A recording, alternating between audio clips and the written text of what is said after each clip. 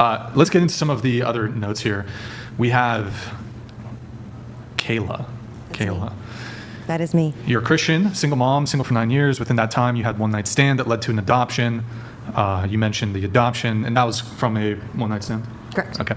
You say, I've never had a hoe-phase by typical standards and no relationships in my adult life, aside from my ex-husband.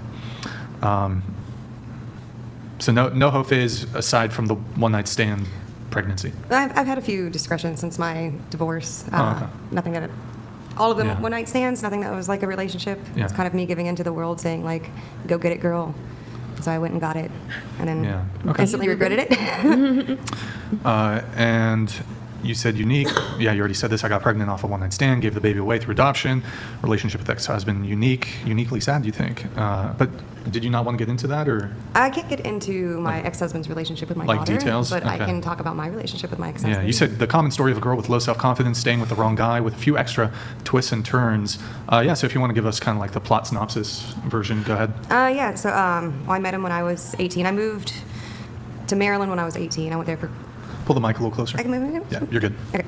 So I moved to Maryland when I was 18. I went to culinary school, so that's what brought me out there from Indiana. Oddly enough, he just said he was in Indiana.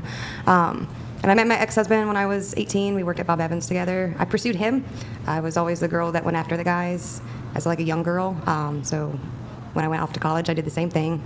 And we broke up a few times because he thought we were not puzzle pieces that like met each other, like we weren't meant to be in his opinion. But I kind of kept pushing at it because, again, low self-esteem, you kind of find what you think you're supposed to be finding and you kind of cling on to it. And at the time, that's what he was to me. And he wasn't a mean guy. He just wasn't a guy that loved me. And so I would sit there for years just doing all I could to prove to him like how wifely I could be, how solid I could be. I worked on my own. I lived on my own. Like we were together for 8 years and we didn't move in with each other till 6 months before we were married because he wanted to make sure I was a solid person, a whole person on my own before we could be whole people together.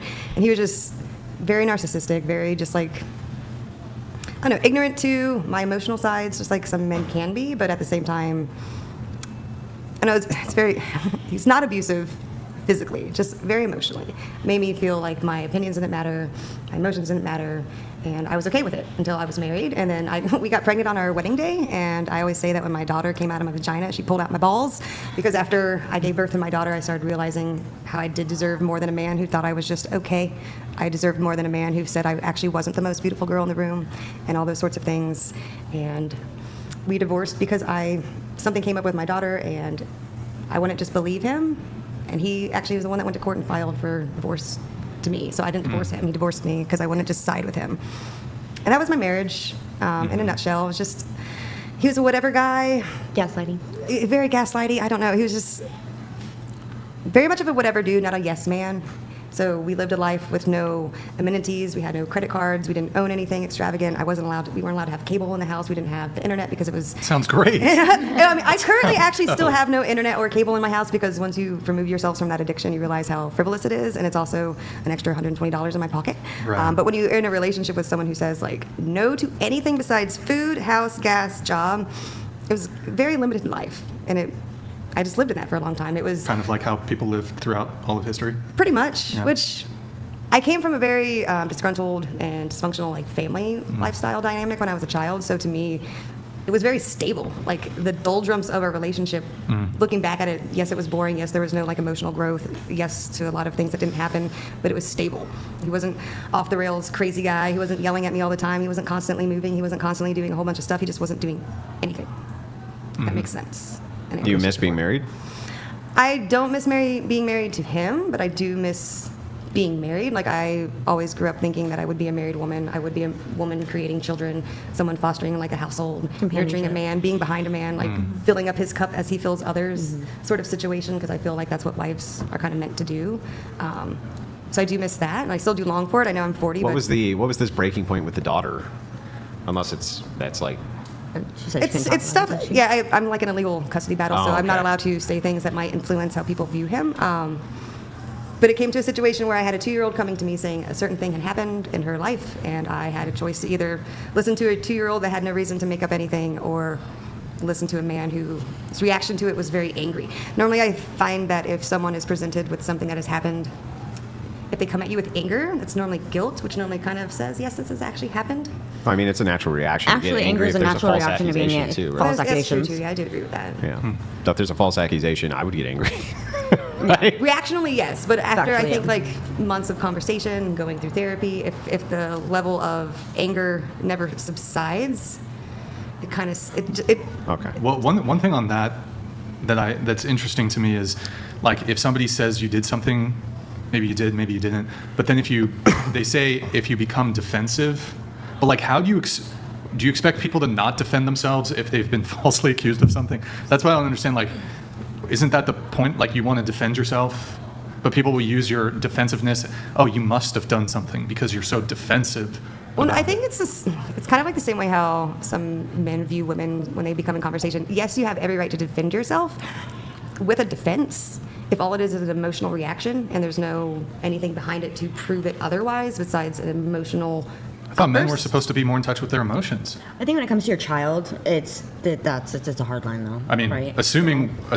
making some assumptions about what sort of accusation this must have been. I mean, Mama bear's seems a like mama bear. pretty catastrophic, life-ruining, life-ending potential criminal prosecution. Reputational destruction. I could see somebody getting emotional over their whole life potentially being ruined. But it puts So- a mother in a rock and a hard place. It does, but, so I can kind of speak to this as well because my husband and I actually had this situation happen to us with my stepdaughter. And he was put through the gambit. We had her like on rare basis, and the mother put in false allegations against him that he like brutally beat her. And we had to go through investigators and all sorts of stuff to clear his name. Like she took it all the way to the DA and all sorts of stuff to have to clear his name, and he was 100% innocent. And it was a really hard time. And I totally get that. And that's why I'm not even mentioning what it is because Yeah. I did not leave him because of those. And we don't need the reasons. specifics. Yeah. Yeah, the divorce didn't happen because of what had happened with my daughter. And It happened because he filed for the divorce. Yeah. Yeah, it But- happened because he had filed for. But divorce. here's so I'm thinking about this as you're talking about. So I'm thinking if somebody brought, from my perception, a false allegation against me to my wife, and my wife believed it, you know what I mean? Wouldn't that would feel to me like the ultimate act of betrayal, right? So as I think about it, I'm like, well, maybe I would do the same shit. Maybe I'd be like, well, this is a pretty big deal, and the fact that you don't believe me and you're supposed to believe me, that's like that would feel like a big act of betrayal. I think that I could see myself doing something like that. You know what I mean? No, and I totally understand it because, and again, not to get into specifics, Yeah. I tell my ex-husband even still that I don't believe, it's not because I'm being vague, it's kind of hard to say, but I'm not even to the point where I'm convinced and I want to ruin a reputation because, again, it was on the word of a young child saying something might have happened or something did happen or I was scared of a certain situation, let's say it that way.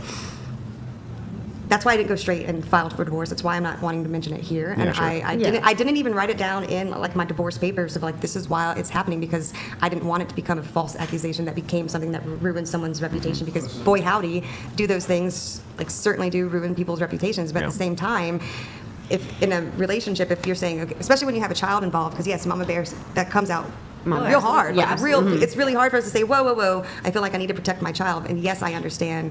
I don't want to. And looking back, I really hate the fact that I had to kind of betray the trust of my ex-husband, and I had to sit there and go, is this even possible? The man who I love and the man who I married, do I want to believe this? And the answer was no, and the answer still is. I don't want to believe that anything like that was happening or however. Sure. But I still have to sit back Yeah. and say, well, this is how it affected my child, and this is how it's going on, and I have to do the best for her. But again, I didn't really necessarily want a divorce, and he was the one that filed for it because I still was wanting to work through the matter where he just wanted it to just stop. And that's what led to divorce. It's just and I get it, Yep. but at the same time, hard to I couldn't just turn off my needing an answer. Okay. Yeah, You said- there's nothing wrong with you asking questions. Yeah. Yeah. Getting to I felt specifics. responsible to ask questions. Absolutely. Yeah.